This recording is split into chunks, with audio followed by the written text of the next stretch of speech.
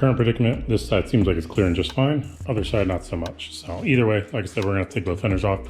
So I'll probably just take the fenders off now, leave it empty when I'm getting the alignment.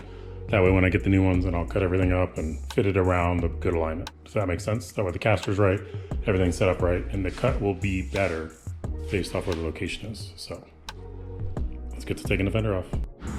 Nice. So of course I didn't record anything, but we got both fenders off. So that way we can get this line. Not worried about anything rubbing on anything at this point. We'll just drive it over as it is. And then, yeah, as you can see, typical Miata under things right in the fender. Everything's disgusting, but yeah, decided to protect some of the carbon since it's gonna be throwing a bunch of rock chips up. See if it helps. If it doesn't, it is what it is. Like I said, this car is gonna get abused a lot once we start getting into it. So we'll leave it as it is and keep it going. But this car is pretty much done and ready for the alignment on Friday. So height's adjusted as best as we can get. Everything else is just the best we can get. So this is it until we get new coilovers and go a little bit lower, a little bit better, all the things. Now it's time to get to work on this, on taking all the suspension out, swapping everything over, and we'll knock that out here shortly. All right, so we got one down. This is kind of the beat up one a little bit, but it should work for what we're trying to do. We're pretty much gonna go ahead and put that on, throw it on here real quick, and then that way we can trace out where we need to. All right, so now that we got it off the top, we pretty much just need to put our fender on, and then we'll basically figure out where we need to cut it, where it's gonna hit, where it's not, and then we might be able to leave the fender on before our alignment, and then we can go there with the fender on, but if not, then we'll leave it off and keep it going. So let's get to it.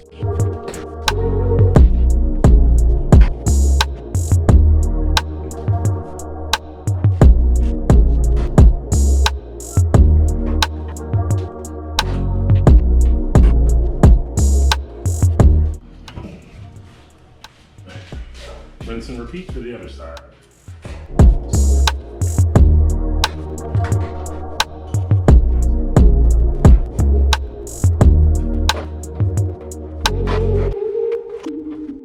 All right, cool. So closer look on everything. As we can see, it is basically sitting on top of this itself. I'm sure we could probably roll the car forward and backward, but that would literally be it. So, but yeah.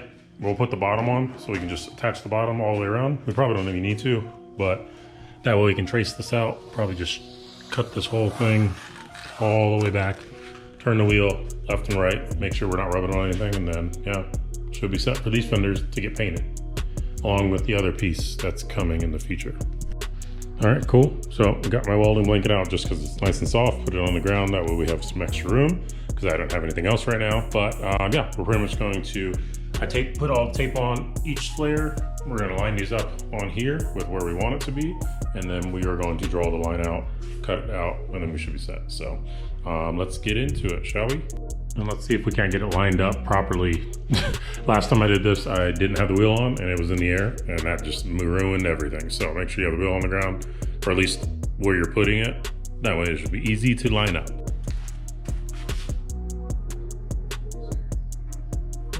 Too much off.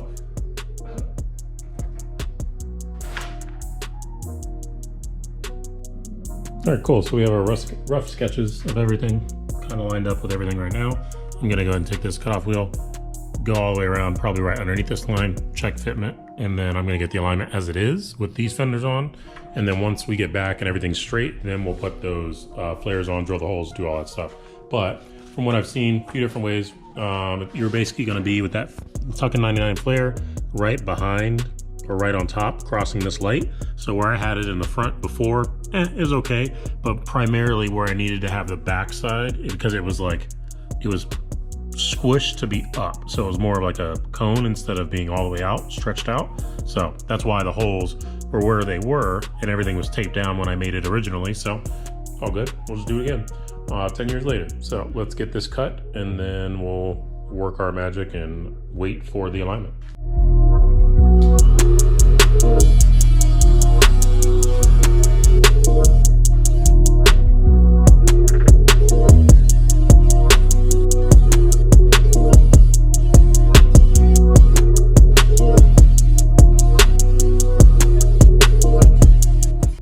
Cool.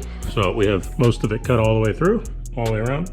And then we'll clean it up with the grinder and everything. We just covered up the wheel to pretty much protect it from some of the sparks and everything. But yeah, just got this last little bit here. So knock this out. This side will be done. And then we can start on the other side.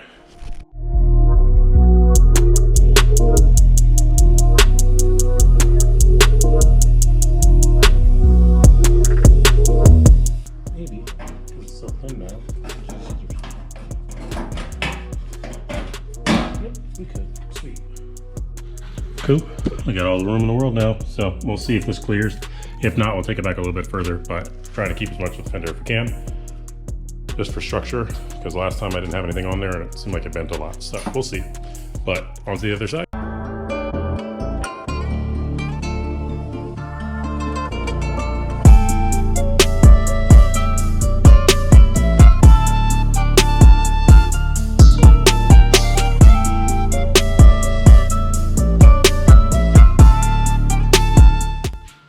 So got the other one almost all the way down, just need to cut it all the way down and then trim this part up like we did the other side and then we'll be good. All right, a little bit more trimming, but otherwise, because the caster is off right now still, it's still gonna rub for the back part of the wheel, but we're able to turn it a decent bit. And then before it turns, and then it'll contact the wall. You can't see it because it's too dark, but it'll contact the back wall, and it hasn't contacted the front, but I know once we move the caster up, it's probably going to contact the front, so we shall see. But I'm going to keep it pretty even with this if I can, because that's where the other one was. So I assume that should be enough. I might just need to move this up, but we'll see. Same with the other side, it hits the back wall, but other than that, that'll probably be the alignment portion of things. So hopefully we can drive there, get there with no big issues, since we're going to be going primarily straight, and then slight 45-degree turns should be okay to drive it anyway. Cool, it's alignment day. I haven't driven this thing at all yet, so I'm going to drive around the block just to make sure it actually can make it, and then go from there. So we got an hour to basically get everything right before the alignment, so let's get into it.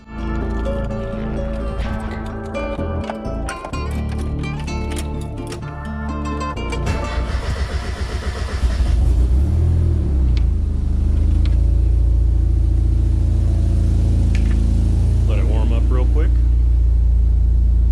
before we take off. Get this thing moved out into the light.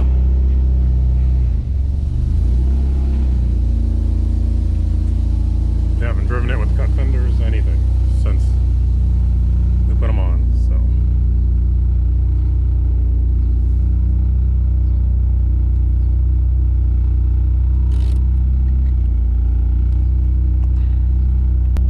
Bummer that my tach doesn't work anymore. Everything was working fine.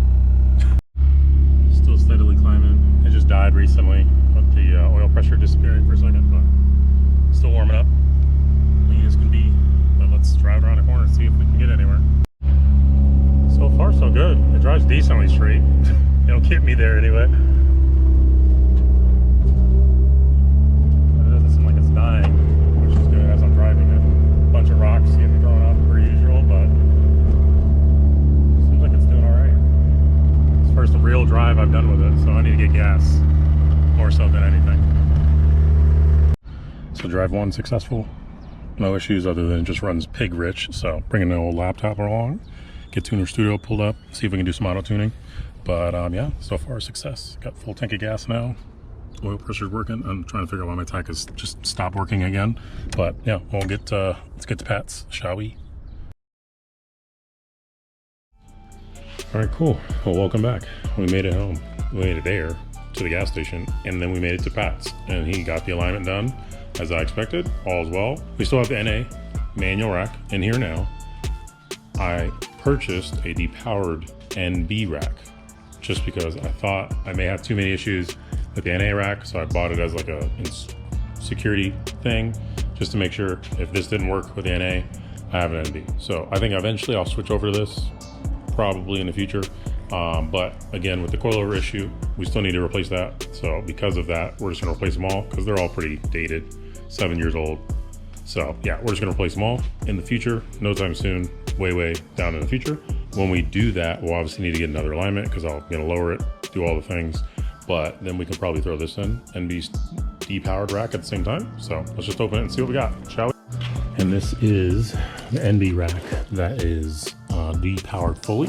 So it has the pinion in the center cut off, or that one piece on there cut off, and then it also has the piece welded for the splines and everything. So that's on there. So we'll see if we like it, honestly.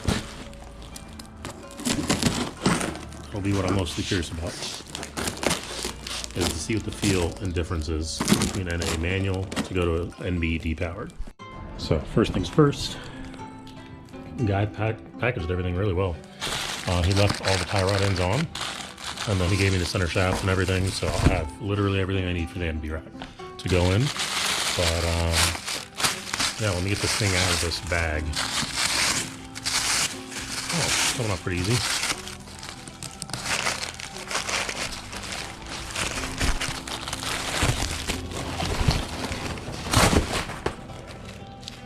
Okay, cool. I didn't need the tie rod ends, I just needed the inners, and those actually feel like they're pretty solid, which is good.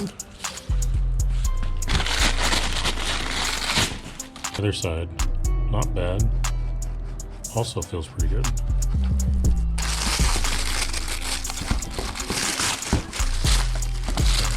Sweet, have all the plugs. I'm sure these are OEMs, so we may press these out and put the red ones in. I'll do a thing just to go with everything else we have going on, but yeah, seems like you put it back together pretty well. And this whole thing cut up, welded. Oh no, he just left that on there, so we're missing one. Not the end of the world. We may cut these off and just weld them shut anyway, but we'll see. We have so much time in between now and then, it doesn't really matter. But cool, so we have an NB rack. And we can throw that in really at any time, but just got in alignment. So we shall wait. Next on the agenda is putting the Speed 3 back to OEM spec for the suspension. Because we're having a baby, I don't really need the coilovers anymore. Don't really care about the low life for the daily driver. Just want to make it safe, comfortable, yada yada. So right now it's super stiff, super bouncy. I'm pretty sure the rears are blown at this point for the struts. Not a big deal. I mean, could definitely replace them, but yeah, I bought everything OEM just so I could throw it back in there. So we're gonna get this in the air, recenter it here in the center, get it in the air, take all the wheels and tires off. We have the stock ones, like I said before, stuck in the corner, so we'll use some of those to put it back on. But yeah, I don't know. Yeah, let's just get into it. That way we can enjoy this hopefully later today and probably in a couple hours after we throw everything back together. So.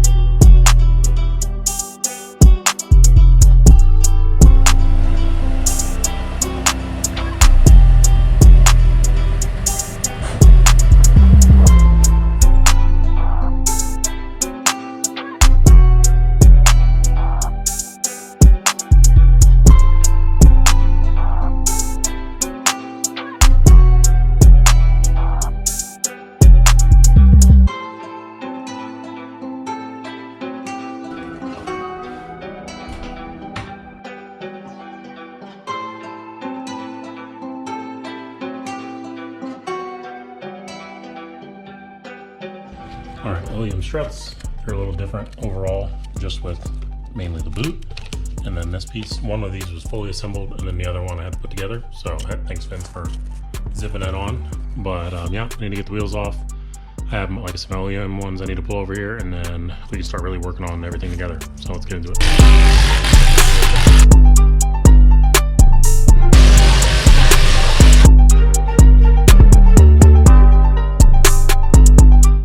So this is, none of these tires I'm going to reuse, to be honest with you, but this one was the driver rear. Doing okay, not too bad. A little inside wear, haven't flipped the tires yet, but no big deal. This is the driver side. Denso. clearly. That was the driver side front, and then this is the driver's side, or a passenger side front. Here, let's get you more in the light. Dunzo. And this is the rear. Not bad. This is another usable one potentially, but yeah. Dunzo. Dunzos. So that's good to know. Maintenance, man. Check your stuff out every now and again. So I'm just gonna get cranking on knocking all this out, and then yeah, I'll report back what I find as I get there. Okay, I wanted to get all this done before it got dark. It got dark, so either way. Fronts are in, tightened up all the way through and through on both sides. These are the old ones. And you can definitely tell. I loosened up the coil itself just to, oh, this might be a good one. Nope. It's the other one. So the shock itself is loose. Your strut should not go down and then not come back up. Oh, it's so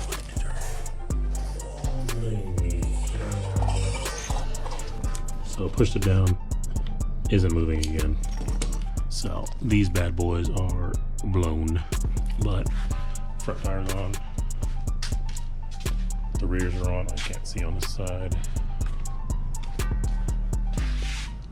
Rears are on over here too. So now we can put the original wheels back on, throw it down, should be good to go. So let's get it.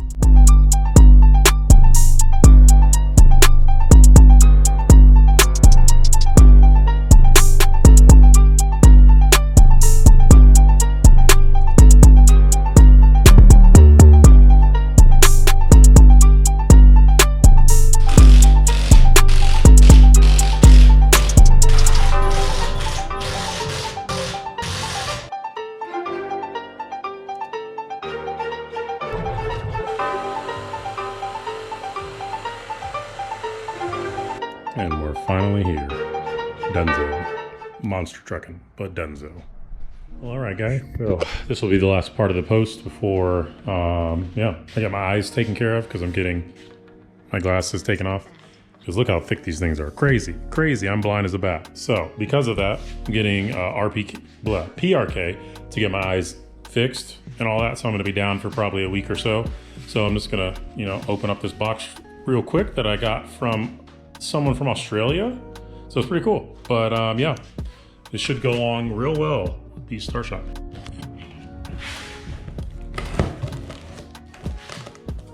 All-time favorite. Was looking for a long time just for something to kind of fit the right price, the starting point. Holy jamola. We got more wheels, boys. So I give to you 3-piece Panasport. I think these are G7s. I think they're G8s. I can't remember. But they're 3-piece. So I can take this whole centerpiece out. Obviously need to get rid of this bead right here.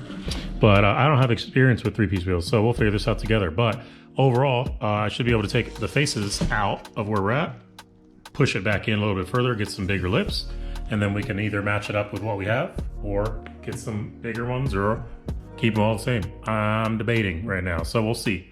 We'll see what I end up doing, but they look like they're in pretty decent condition. Probably could run them as they are. They are really, really small. Really, really small. I think they're 15 by 6. Oh, they're 15s. Forgot to mention that, but they are the real deal. So they still have the sticker slightly, but these are 4 by 100, which is the best part. I don't need an adapter, anything. So when the time comes and we are ready, then we will put these on, because this is gonna be so sick. So sick.